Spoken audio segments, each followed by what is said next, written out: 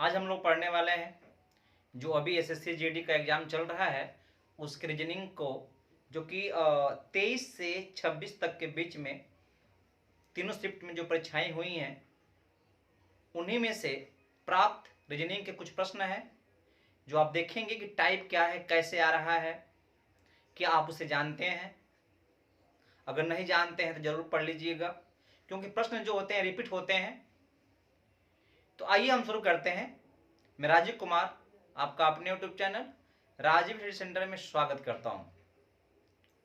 अगर आप नए व्यूअर होंगे तो कृपया करके सब्सक्राइब चैनल कर लीजिएगा, जिससे कि आपको नोटिफिकेशन टाइम से मिलता रहे। पसंद आता है पूरा वीडियो देखने के बाद तो लाइक और कमेंट भी कर दीजिएगा। सुझाव देना हो तो सुझाव भी दीजिएगा। तो आइए हम शुरू करते हैं। आज का पहला प्रश्न आपके स्क्रीन पर है,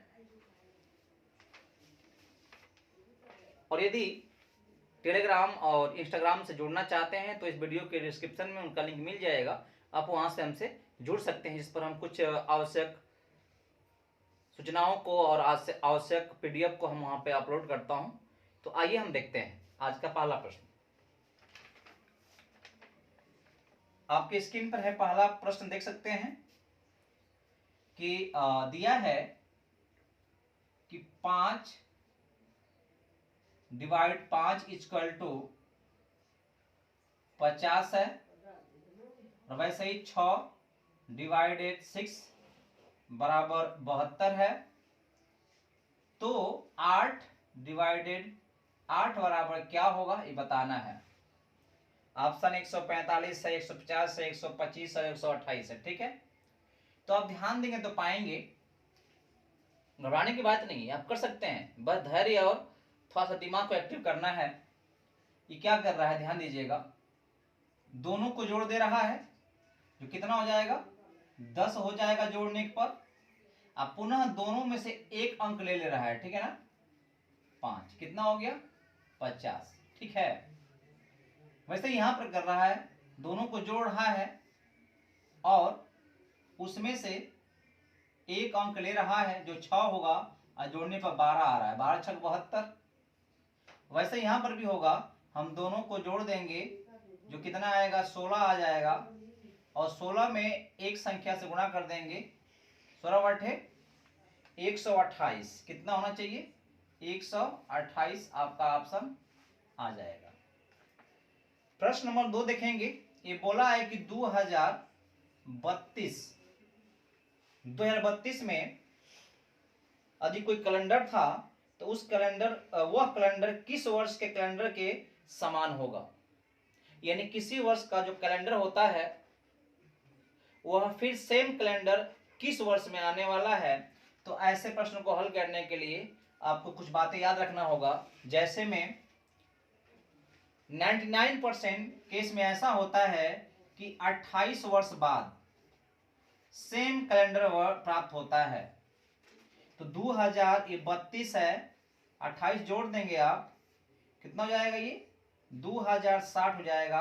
अर्थात 2060 में क्या होने वाला है, सेम कैलेंडर हमको उपलब्ध होने वाला है, दिन भी वही रहेगा, तारीख भी वही रहेगा। ठीक है, तो ऑप्शन नंबर क्या सही दिख रहा है आपको, तो सी वाला ऑप्शन सही दिख रहा है। इसी क्रम में हम देखें, अगला प्रश्न है, निम्नलिखित शब्दों को एक तार्किक और सार्थक क्रम में व्यवस्थित कीजिए। शब्द हैं क्या, किडनी, हृदय, दिमाग, थायराइड ग्रंथि और यकृत। तो देखिए ऑप्शन में आप देख सकते हैं, हमें ऑप्शन ही दिशा निर्देश देता है।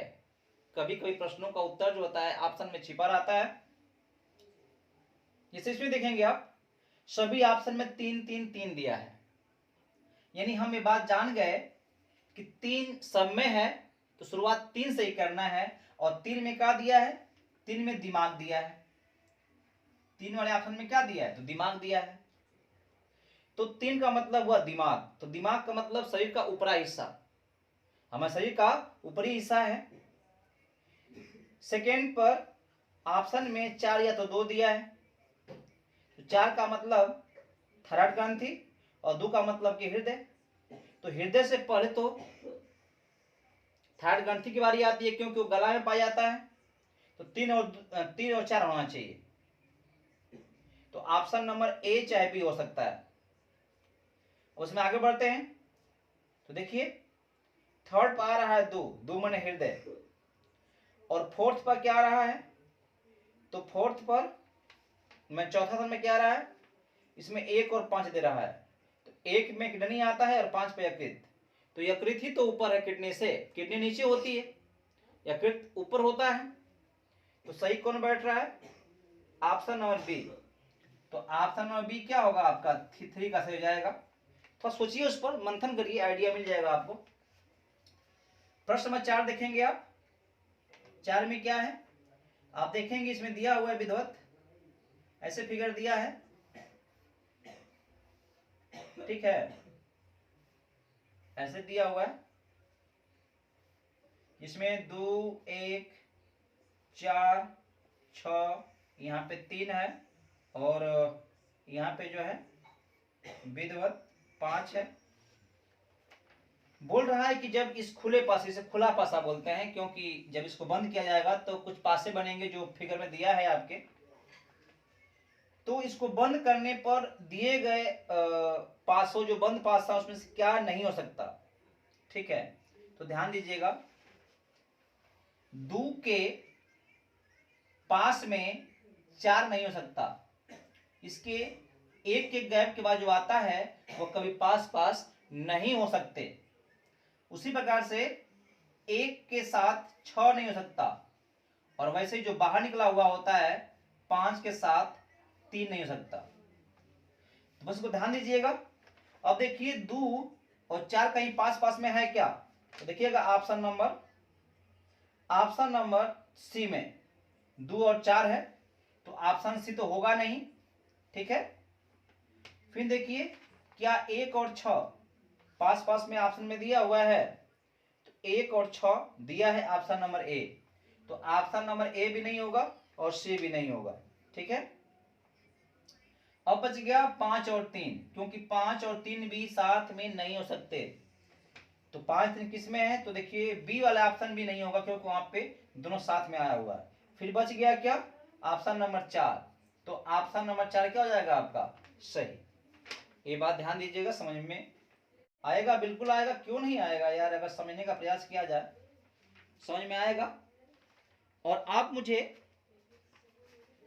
प्रोत्साहित कीजिए, कमेंट करिए, सुझाव दीजिए, तो हम फुल एनर्जी के साथ आपको पूरे किसी भी एग्जाम का तैयारी कर रहे हैं, तो मैं सारे सिलेबस को टच करूंगा मैथ रीजनिंग के, तो बस आपका साथ चाहिए, मैं तो हमेशा तत्पर हूं।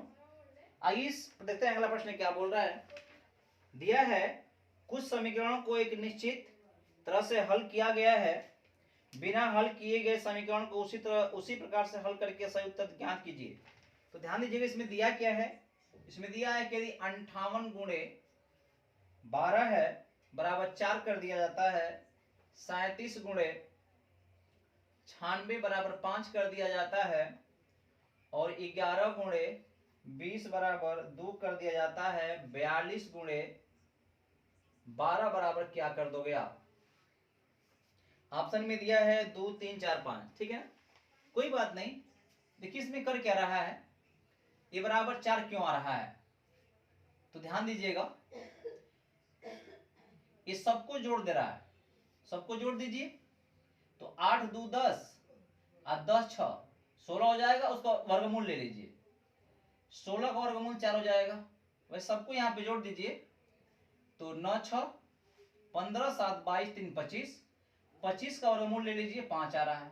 वैसे यहाँ पे जोड़ेंगे आप तो यहाँ पे 4 आएगा, वर्गमूल 2 हो जाएगा, तो यहाँ पर भी तो जोड़ दीजिए, क्या जोड़ने पर आएगा, 4 2 6 7 2 9, 9 का वर्गमूल 3 होता है भाई जी, ठीक है ना। तो ये है आपका आंसर। ऑप्शन में कौन सही बैठ रहा है, जहां पे ऑप्शन 3 दिया है तो वो है option number B, that's right. चलिए ऑप्शन 6 देखेंगे। अभी की परीक्षा में जो पूछ जा रहा है ज्यादा फिगर पूछ रहा है, त्रिभुजों की संख्या, वर्गों की संख्या ज्यादा पूछ रहा है। जैसे में यहाँ पे दिया है, दी गई आकृति में कितने त्रिभुज हैं, आकृति क्या है आपके सामने ही, ये फिगर में देखिएगा कैसा दिया हुआ है, ये फिगर आपको दिया है, और कर इसमें कितने कुल त्रिभुज हैं।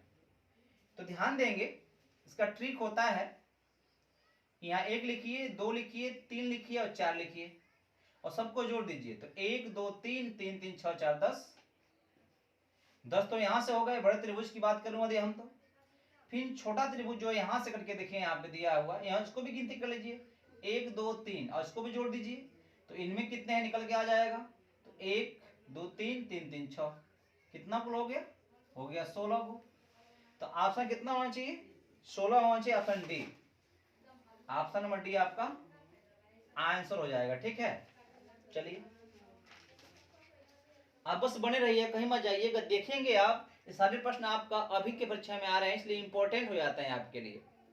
अगर आप सीरियस हैं अपने एग्जाम को लेकर के तो मेरी बातों पर विश्वास करिए और थोड़ा सा पढ़ने में मन लगाइए और इसको आप अध्ययन करेंगे तो काफी फायदा होने वाला है। खूब ज्यादा पढ़ लेने से कुछ नहीं होने वाला, लेकिन आप अगर स्मार्टली पढ़ते हैं तो बहुत कुछ होने वाला है, बहुत कुछ आप कर सकते हैं। दिए गए विकल्पों में से विषम शब्द युग्म को चुनिए। ऑप्शन क्या दिया है, देखिए ध्यान दीजिएगा। ऑप्शन ए में फेयरी दिया है, संबंध 2/3। फिर दिया है कार, ऑप्शन नंबर बी में CAR दिया है, 1/2 दिया है। वैसे ही फ्रूट दिया है, FRUIT दिया है और 2/3 दिया है। पियानो दिया है, इसका दिया है 2/3। अब इनमें से कौन भिन्न है भाई जी, इसमें से क्या भिन्न है? सवाल थोड़ा सा ट्रिकी है लेकिन आप कर सकते हैं। देखिएगा क्या कर रहा है ये, इसमें 2 स्वर है, वावेल, उसको ऊपर किया है। कगो व्यंजन है, कॉन्सोनेंट 1 2 3 उसे नीचे कर दिया है। माने यह वावेल और कॉन्सोनेंट को लेकर के काम कर रहा है। इसमें कितने हैं? 2 हैं, 2 ऊपर कर दिया स्वर को, 3 कॉन्सोनेंट नीचे कर दिया। एक स्वर है तो एक ऊपर किया है, 2 व्यंजन नीचे किया हुआ है। पियानो में 3 गो स्वर है, ऊपर 3 होना चाहिए और 2 गो व्यंजन नीचे 2 होना चाहिए, लेकिन नहीं है। यानी यही क्या है, उन सभी क्रमों से उल्टा है। तो ये आपका भिन्न या विषम ये होगा। उस आकृति को ज्ञात कीजिए जो निम्न समूह का प्रतिनिधित्व करता है। माने वे नारिक संबंधी प्रश्न है। और आप देख सकते हैं क्या क्या दिया है, स्टेशनरी यानी जहां पे पुस्तक इत्यादि मिलते हैं, जहां पे विद्यालय संबंधी सामान मिलते हैं वहां पे, और पेन और पुस्तक। तो देखिएगा उस दुकान में, उस शॉप में क्या होगा, पेन भी पाया जाएगा और उसमें जो है पुस्तक भी पाई जाएगी, दोनों ही पाया जाएगा। अर्थात साफ क्या है, यदि कोई वृत्त है उसमें क्या होगा, एक अलमारी में पुस्तक भी होगा, एक अलमारी में आपका पेन भी होगा। ये फिगर क्या होगा आपका सही बैठ रहा है। ऑप्शन में देखा जाए तो option B is right, option B is right. आइए देखते हैं प्रश्नों को। आपके सामने प्रश्न है, उसमें बोल रहा है, देखिएगा ध्यान दीजिएगा, ऐसा आकृति बना रहा है और बोल रहा है इसमें कितने कुल फिगर हैं। ठीक है,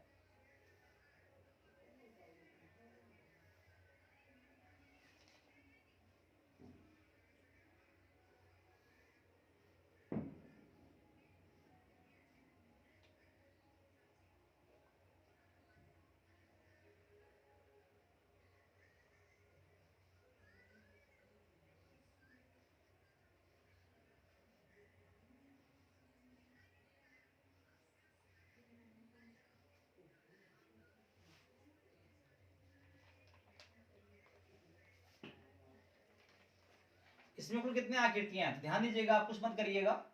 इसका भी एक ट्रिक होता है। ट्रिक क्या होता है, जितने खाने हैं बड़े वाले में, जितने खाने हैं उसको लिख लीजिए। 1 ऊर्ध्वाधर कितने हैं, 2 3 4 5 हो गया। कितने क्षैतिज हैं, 2 3 हो गया और 4 हो गया। बाहर का बाहर गुणा करेंगे, 4 5 20। फिर उसके बाद वाले का उसके बाद में गुणा करेंगे नीचे वाले से, 4 3 12। और फिर 2 का 3 में होगा, पहले 5 का इसमें हुआ, फिर 3 का 4 का 3 में, 3 का 2 में हो जाएगा, 6 हो जाएगा। और फिर क्या बचेगा, 2 और इसका बचेगा 1, 2 1 क्या 2 हो जाएगा। ऐसे होता है ना। फिर जोड़ देना होता है, 6 2 8 10 हो जाएगा, 3 1 4, सॉरी ठीक है, कितना हुआ आपका 40 हो गया। अब देखेंगे तो ये भी क्या है, एक वर्ग ही तो है भाई, ये भी वर्ग है।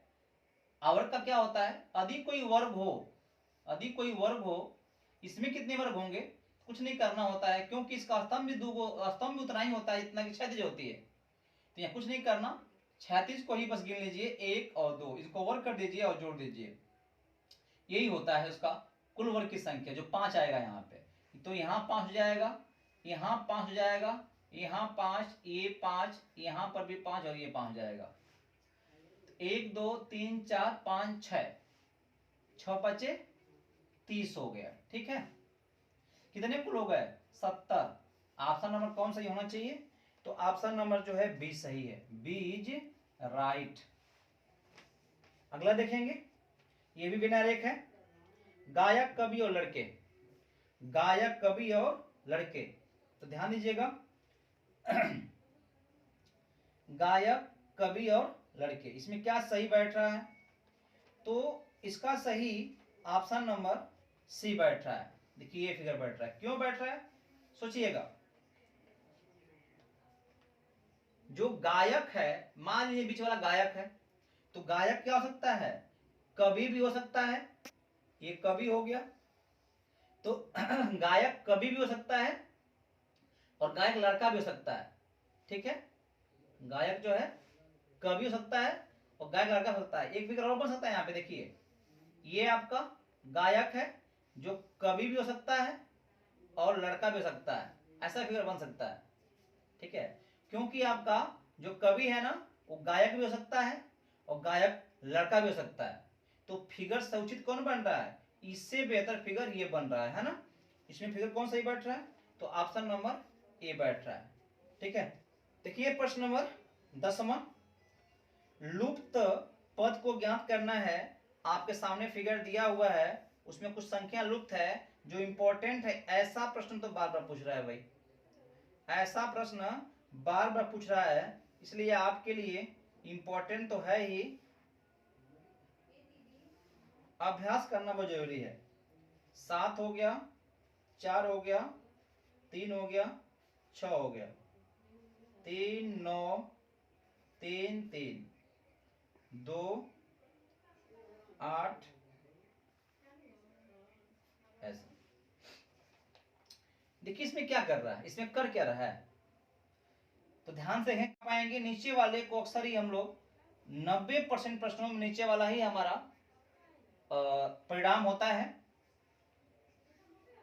तो 7 3 10, 10 में से घटाइए बीच वाले को, 6 आएगा जो कि 6 है। 3 3 6, यहाँ पे ऋण दिया है ऑप्शन में, देखेंगे आप 3 3 6, 6 में से 9 घटेगा तो ऋण 3 आएगा। वैसे ही 2 और 8 10 हो जाएगा, 8 घट जाएगा तो ये आने वाला है इसमें से 2। ऑप्शन नंबर क्या सही है, तो ऑप्शन नंबर सी सही है, ऑप्शन नंबर सी सही है। तो दोस्तों आज हमने 10 प्रश्नों को देखा, ज्यादा बड़ा वीडियो बन रहा है इसलिए मैं यहीं पर रोक रहा हूं इस वीडियो को। इसी का अगला श्रृंखला, अगला कड़ी हम कल उपलब्ध होंगे लेकर के। उसके बाद अगले से करते हुए हम छोटे छोटे वीडियो ग्रुप में सारे प्रश्नों को कवर कर लेंगे, जो प्रश्न हमें उपलब्ध होगा, जो प्रश्न हमको फीडबैक में मिलेगा। तो फिर मिलते हैं अगले वीडियो में दोस्तों, धन्यवाद।